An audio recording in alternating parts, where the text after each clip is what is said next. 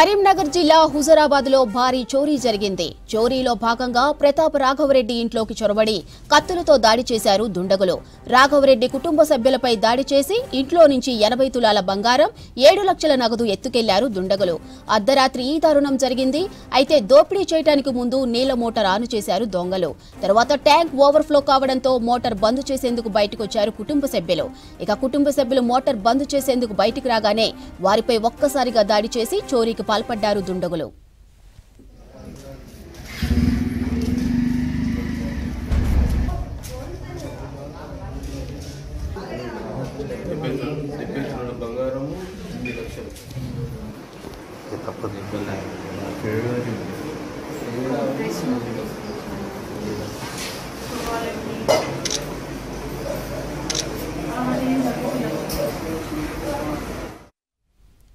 ఇక ఘటన తర్వాత పోలీసులకు ఫిర్యాదు చేశారు బాధిత కుటుంబ సభ్యులు.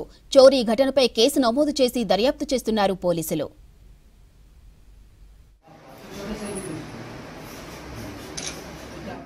చిట్టి నేను మోటార్ బంద్ చేస్తామ్మా అంటే నేను రావన్నా మా మేన్న బిడ్డ అన్నది. ఎందుకమ్మా ఇంకా 12 కూడా కాలేదు అని ఇట్లా డోర్ తీస్తాను గంతే. నేను డోర్ తీస్తా అంటేనే కథం వాళ్ళు దొబ్బిండ్రు, నోట్లో బట్ట పెట్టిండ్రు, ఆ సోఫాల మధ్యలో నెట్టేసిండ్రు, ఈడ కత్తి పెట్టిండ్రు. ఈడ కత్తి పెట్టి నువ్వు అంటే చంపుతానన్నా కూడా ఓ అని మొత్తుకున్నారు. నా బిడ్డ ఉరికొచ్చింది.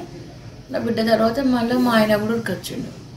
ఉరికొచ్చినాక కథం నన్ను మీరు ఏమన్నా అంటే దీన్ని చంపేస్తామని అన్నాక వాళ్ళు సైలెంట్గా ఉన్నారు.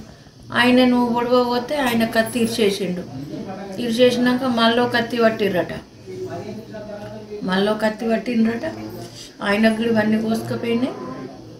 ఇక నాకు మొత్తం ఇదే పట్టి మొత్తం ఇట్లా గుంజి కట్టేసిండ్రు. గుంజి కట్టేసి నువ్వు అంటే చంపుతావు, నువ్వు మాట్లాడకుండా ఏమేమి ఉన్నాయి అంటే నువ్వు మా ఊళ్ళోనేమో నాకు నేను అన్ని ఇస్తా అని ఆయన తాళపు తీసి జేబులో కూడా 1,00,000 రూపాయలు ఉంటాయి, అవి తీసి ఇచ్చిండు.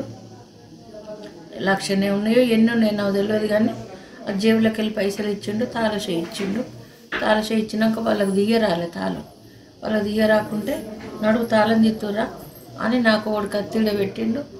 తాళం తీయవన్న వాళ్ళు ఆయన వేయండు. ఆ తాళం తీసి ఆ బంగారం పైసలన్నీ వన్ చేతిలో పెట్టాడు. బంగారం 80 తులాలు, పైసలు 7 లక్షలు. మీరు పోలీసులో ఫోన్ చేసినా మీరు ఏది చేసినా మిమ్మల్ని చంపేస్తానని బయటికి గొల్లెం పెట్టిర్రు. మా ఫోన్లు ఉంటే ఆ బయట కుర్చీలు వేసిండ్రు, పోయిండ్రు. నేనేం చేసిన ఫోను నాకు మెత్త కింద పెట్టుకున్నా. ఆ ఫోన్ ఉండట్లా ఫోన్ చేసుడు అయింది. ఫోన్ చేసినాక మా పిల్లలందరూ వచ్చిండ్రు. వచ్చినాక అప్పుడు నా రక్తం మొత్తం బట్టలన్నీ రక్తమే, ఆయన డ్రెస్ అంతా రక్తమే. ఇక మమ్మల్ని హాస్పిటల్ పట్టుకొని పోయిండ్రు. పోలీసు వాళ్ళు వచ్చిండ్రు, ఇంట్లో చూసుకున్నారు. ఒక 12 గంటలకు వాళ్ళు వచ్చిండ్రు. 12:20 దాకానో 12:30 దాకానో ఇదంతా జరిగింది.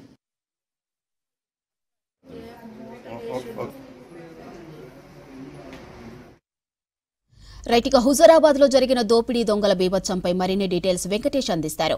వెంకటేష్, అసలు దోపిడీ ఎలా జరిగింది, డీటెయిల్స్ ఏంటి? మాధురి, ఇది పక్కా ప్లాన్ తో సరికొత్తగా చేసిన దొంగతనం అని చెప్పుకోవచ్చు. ఇది దోపిడీ దొంగలు ముగ్గురు కూడా చాలా చాకచక్యంగా పక్కా స్కెచ్ వేసుకొని ఇంట్లోకి చొరబడినట్టు కూడా మనకు అర్థమవుతుంది. సాధారణంగా ఇంటి ముందు నీళ్ల ట్యాంకులోకి వెళ్లే మోటార్ స్విచ్ కానీ ఆ బోర్కు సంబంధించిన కంట్రోల్ కానీ ఉంటుంది. ఆ బోర్ని ఆధారంగా చేసుకుని ఇంట్లో వాళ్ళను బయటికి రప్పించేలా వీళ్ళు ట్రాప్ చేశారు. దాదాపు అర్ధరాత్రి 11:45 ప్రాంతంలో ఈ సంఘటన జరిగింది. నిజానికి ఆ టైంలో చాలా మంది ఇప్పుడు పట్టణ ప్రాంతాల్లో నిద్ర కూడా పోరు, మెలకువతోనే ఉంటారు ఇళ్లలో. కానీ ఆ టైంలో వీళ్ళు హుజరాబాద్ లోని ప్రతాపవాడకు చెందిన రాఘవరెడ్డి ఇంటిని టార్గెట్ చేసుకొని వాళ్ళు కొంత సంపన్న కుటుంబీకులు, వాళ్ళకు హుజరాబాద్ లో ఒక స్వీట్ హౌస్ కూడా నడుస్తూ ఉంటది, వాళ్ళు కొంత ఆస్తి పరులు అని చెప్పి వాళ్ళని గుర్తించి ఆ ఇంటిని టార్గెట్ గా చేసుకున్న దొంగలు రాత్రి 11:45 టైంలో ఇంట్లోకి వెళ్లి ముందుగా వాళ్ళు బోర్ స్విచ్ ఆన్ చేశారు. ఎప్పుడైతే బోర్ స్విచ్ ఆన్ చేయగానే నీళ్ల ట్యాంకులోకి నీళ్ళు వెళ్తాయి కదా, నీళ్ల ట్యాంక్ నిండిన తర్వాత బయటకు వస్తూ ఉంటాయి. ఆ నీళ్ల సప్పుడు విని ఇంట్లో వాళ్ళు ఏమనుకున్నారంటే మనం బోరు వేసి మళ్ళీ ఆఫ్ చేయడం మర్చిపోయామనే ఉద్దేశంతో వాళ్ళు డోర్ తీసుకొని బయటకు వచ్చారు. బయటకు వచ్చిన వెంటనే పక్కనే కాచుకొని ఉన్న ఈ ముగ్గురు దొంగలు కూడా ఆ మహిళ వినోద, ఆ ఇంటి వృద్ధురాలు, వీళ్ళిద్దరు కూడా వృద్ధులు, ఆ వినోదను ఒక్కసారిగా లోపలికి నెట్టేసి కత్తులతోటి గొంతు పైన కత్తి పెట్టి బెదిరించి దొంగతనానికి పాల్పడ్డారు. ఎదిరించిన భర్త రాఘవరెడ్డిని కానీ తర్వాత ఈ వినోద్ని కానీ ఇద్దరిని కూడా చేతులపై కత్తితోటి కోసేసి వాళ్ళను బెదిరించి భయభ్రాంతులకు గురి చేశారు. దీంతో చంపుతారామన్న భయంతో రాఘవరెడ్డి బీరువా తాళాలు తీసి ఇచ్చేయడం జరిగింది. ఆ బీరువా తాళాలు కూడా తీయడం రాకపోతే మళ్ళీ రాఘవరెడ్డి ఓపెన్ చేసి ఇచ్చాడు. దీంతో ఆ బీరువాలో ఉన్న 80 తులాల నగలు 7 లక్షల రూపాయల క్యాష్ తీసుకొని దొంగలు పరారయ్యారు. పరారై వెళ్లిపోతూ కూడా మరొక వాళ్ళు ప్లాన్ కూడా చేశారు. ఎందుకంటే ఫోన్లు అందుబాటులో ఉంటాయి కాబట్టి వెంటనే ఫోన్ చేస్తే పోలీసులు తమను పట్టుకునే ప్రమాదం ఉందని తెలిసి వాళ్ళ దగ్గర ఫోన్లు కూడా తీసుకొని బయటకు వచ్చి బయట నుంచి గడియబెట్టి కుర్చీలో ఫోన్లు పడేసి వెళ్ళిపోయారు.